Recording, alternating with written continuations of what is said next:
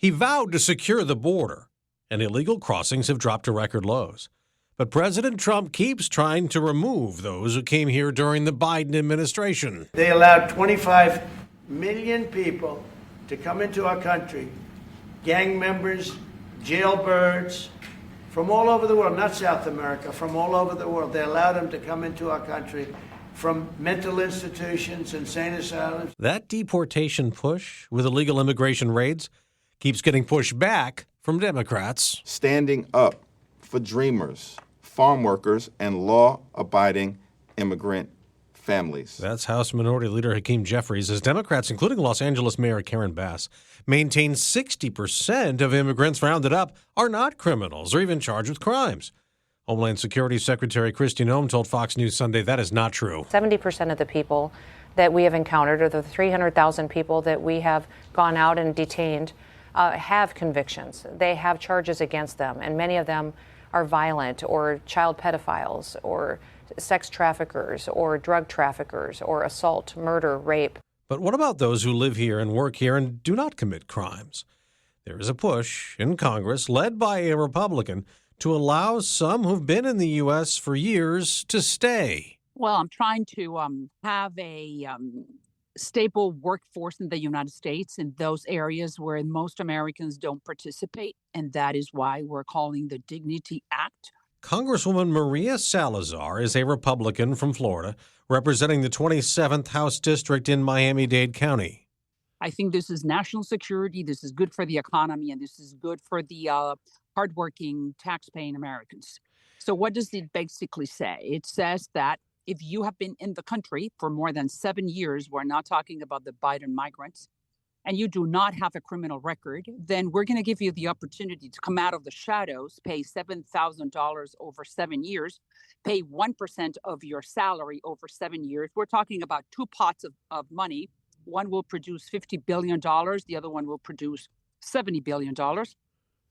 And then you can continue working, paying taxes. You will not be deported and continue with helping the economy like you are now.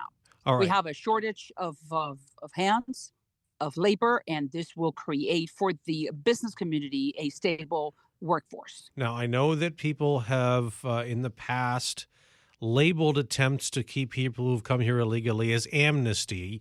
People have wanted a path to citizenship for some who've come to the United States illegally. Do you have that as part of this or not? No, we do not. And amnesty is a very broad term that we need to define it. But I do know that sometimes amnesty may mean path to citizenship. In this case, it does not. Amnesty is not part of dignity. This is not amnesty. This is dignity. It's just we'll pull them out of the shadows. No path to citizenship for that group of folks. No access to federal programs. They would have to buy their own health insurance, and they would have to pay taxes, like I said, a retribution or a fine of $7,000 and 1% of their salary. And that will grant them the opportunity to stay here and continue working and helping the economy. This is very important for people to understand. This is an economic issue. If we were to deport 10 million people instantly, we're going to create a major disruption. We are going to be affecting the lifestyle of the average hardworking tax-paying American. That's what people need to understand. It's impossible. Even if we could, we should not, because the economy is going to suffer. The reality is that they are here and they are contributing with construction, hospitality, and agricultural. Those three sectors, which represent 16% of the economy of this country, will be highly, highly affected if we all of a sudden deport everyone who's been working in those fields for the last 40 years. If we want to grow as an economy, we need hands. And that's why those sectors will be so highly affected. And we are talking about 16% of the economy of this country. Besides, the average hardworking tax-paying American is used to buy affordable food, affordable meal. They can have, it's easy to buy good, cheap food in this country. That would completely come to a halt if we were to remove those hands from the fields. Or buying a home. It will be almost impossible because the cost of construction would go up so much because you have many of these millions of people working in that sector. Hospitality, if you're traveling for business, you need a clean hotel room. That may be affected too. So, and on top of that, security. We need to know who's here and then have ICE concentrate their efforts in picking up the bad hombres, like the president said, and deporting and removing from the country those people who have committed a violent crime. I'm talking about those people who do not have a criminal record, have been here for more than 7 years, and have been contributing to the economy. Now, They're needed.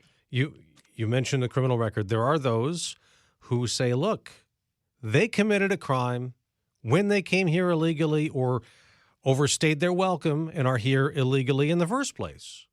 And I agree with you. They did break the law, but then someone gave them a job.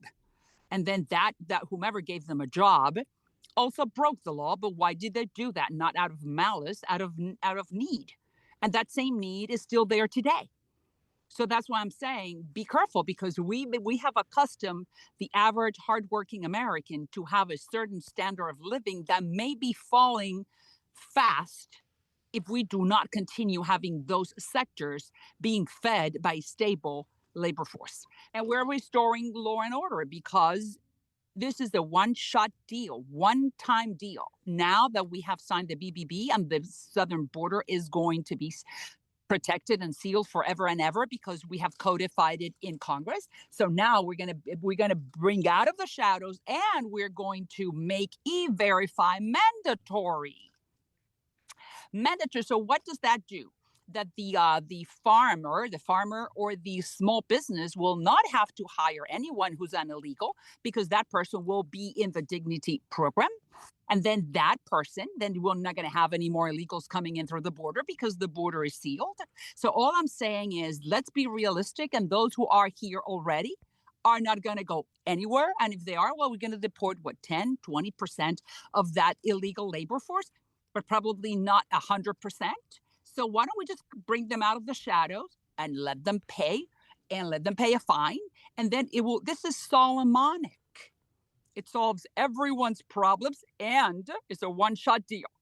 Have you spoken to the president about the Dignity Act? Do you have his support? We're about to, and I am waiting for that opportunity. We just introduced this last Tuesday, but I am sure that the White House is very aware, and I have told them that this is a Solomonic solution to a president who could be for immigration what Lincoln was for slavery and what Reagan was for communism. The only guy who can get this done is Donald Trump. He's proven it before. Look at the BBB. He signed it the day that he said he wanted to sign it, the 4th of July. We're talking about the guy who has the fortitude and who has the enough credibility to say, okay, it's time to solve this 40-year problem. And we're not going to have the problem anymore because the border is going to be sealed. Democrats have said that what the president's doing with the raids at some work sites in different places around the country have immigrants, people here illegally, afraid and living in the shadows. Very, very afraid, because those who do not have a criminal record and they have been contributing to the economy, they want to continue doing that. And that's the irony here is that they are needed and they want to stay. But they don't want path to citizenship. That has been fed, and that's a picture that has been presented by the Democrats. But I know that if you give them dignity, that community will be more than pleased, and we will have them. The Republican Party would have established itself in the country as a party that can solve the most difficult problems that we've not been able to tackle for the last 40 years. And that's why I think Trump is the man. Besides, he's a construction guy, and he plays golf in my state, Florida, and he knows that we keep the lawn pretty clean and pretty. I want to shift focus to something else controversial. That detention facility in your state, it's called Alligator Alcatraz. Here's Governor Ron DeSantis, a fellow Republican for you in your state, talking about the facility. This is not supposed to be Club Med. This is a processing facility. Democrats in the legislature in Florida, though, have a bill they're pushing to close it. They call the conditions unlivable. I just read a story that quotes a detainee that says he feels like his life is in danger. And some of your colleagues in the House who are Democrats called an internment camp and a dog cage and appalling. Congresswoman, you've been there. What's your take on Alligator Alcatraz? Listen, I was there. I do believe that it meets the highest standards of federal standards for any type of installation like that one, because I no one likes to be in a cage. It's clean. They feed you 3 times a day, but I'm not defending them. I don't think that we should concentrate on the conditions of Alcatraz. We should be talking about who is going to wind up there. I think that the worst of the worst, the gang members and the rapists and the cartel members, are the ones who should be imprisoned at Alcatraz, not someone who does not have a criminal record and who wants to contribute with the economy. And that is exactly why we are presenting dignity. So then ICE can concentrate only on those who have committed serious criminal records and are illegals. Those have to be kicked out of the country immediately. And those are the ones who deserve to go to Alcatraz. There are some who've come here illegally, even in the last several years, who have been also detained. They don't have criminal records, but they've come here recently. Would you support them being removed because they came in during the surge? Well, that is dignity for those who have roots in the country, who have been here for more than 5 years. The rest of the Biden migrants are not considered, or we don't talk upon those in dignity. Gotcha. Congresswoman Maria Salazar, Republican from Florida, thank you so much. I thank you very much.